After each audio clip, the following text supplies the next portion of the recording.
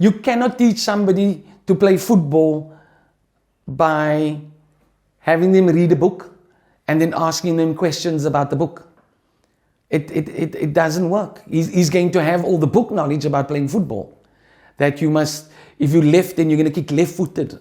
And this is the way to change it to right. That's theoretical. We need to get into the age of experiential learning. Now, the experience is already a measure of teaching. The difference is now that it's self-taught. And the moment it's self-taught, it speaks to the uniqueness of the person doing the learning.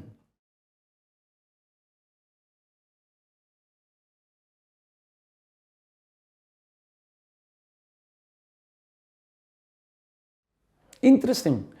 There isn't a question that was thrown around, are leaders born or made? I think that in my experience, to a certain degree, they are born.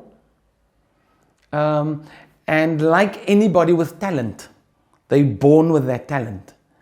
However, that talent does not secure Olympic gold, or Cricket World Cup gold, or Football World Cup gold. It does not secure that.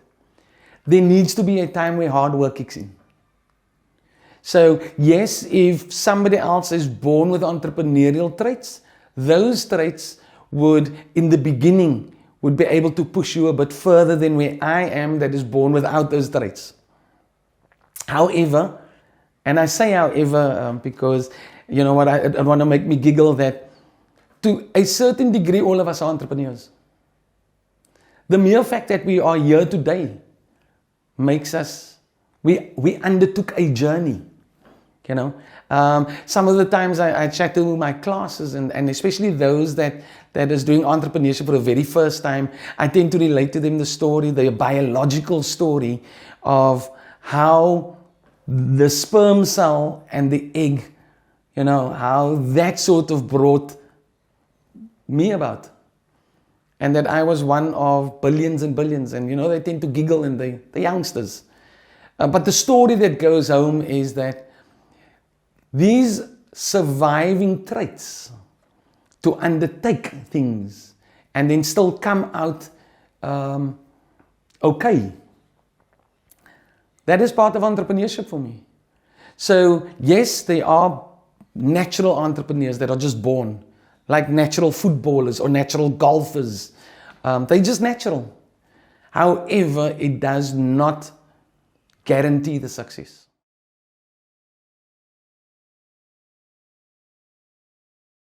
Absolutely. It can be taught. And I think the essence of the pedagogy that I use is that it inculcates muscle memory. Anything can be taught if the one being taught is open to being taught. You know, it's a matter of having this idea of a journey that we are going on. You know,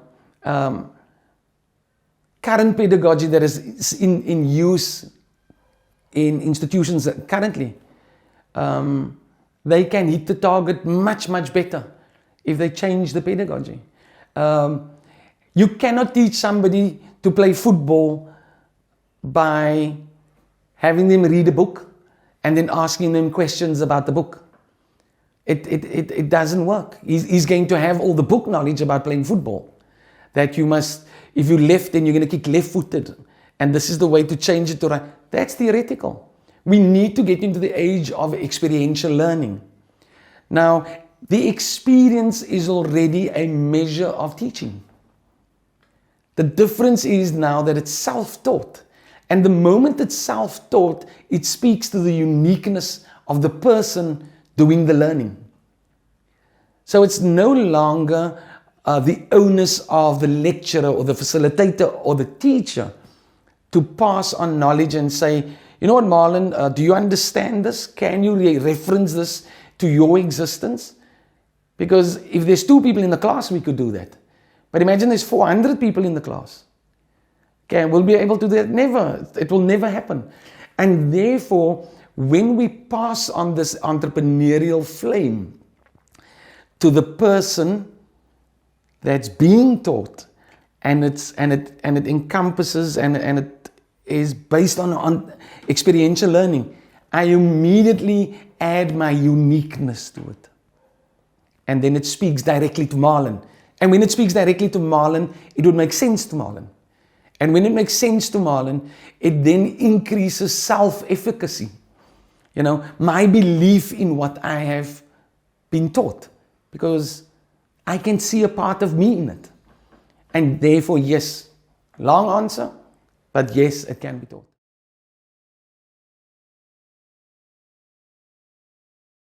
As early as possible. I had a colleague from Ireland, and we were chatting about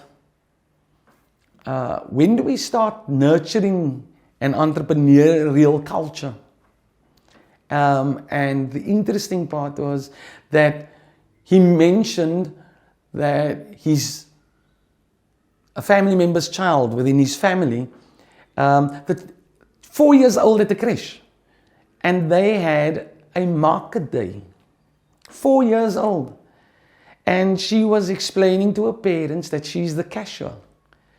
And that the things, the little cut out things that she made or whatever she made, that she's selling it.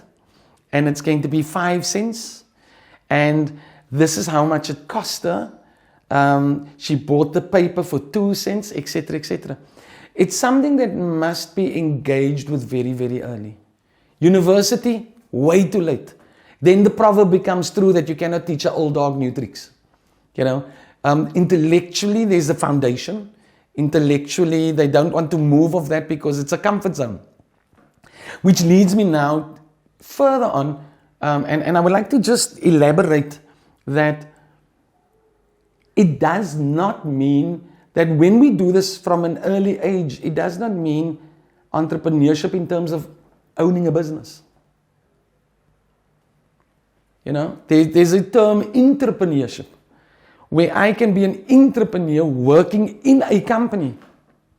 And my ideas, in one of the papers that I'm researching, I actually made a comment to say that there are so many companies incentivizing ideas within companies that furthers the company. A case in point, I mean the case that was concluded, Vodacom and the SMS. You know, the call me, the please call me. That was an employee. And I know maybe it's probably top of mind, where and a good example where an employee did something within the company and it advanced the company. You know, it advanced the company in terms of market share, etc., etc. So entrepreneurship is not just for your own business. I can be an academic and an entrepreneurial academic. And I can go into an institution, and part of my ways of working is refining processes, making it more efficient, making it more effective, making it more student-centric. That makes me an entrepreneur, you know. So when we do this at such an early age, irrespective of the decision that the individual makes, we have planted the seed to undertake.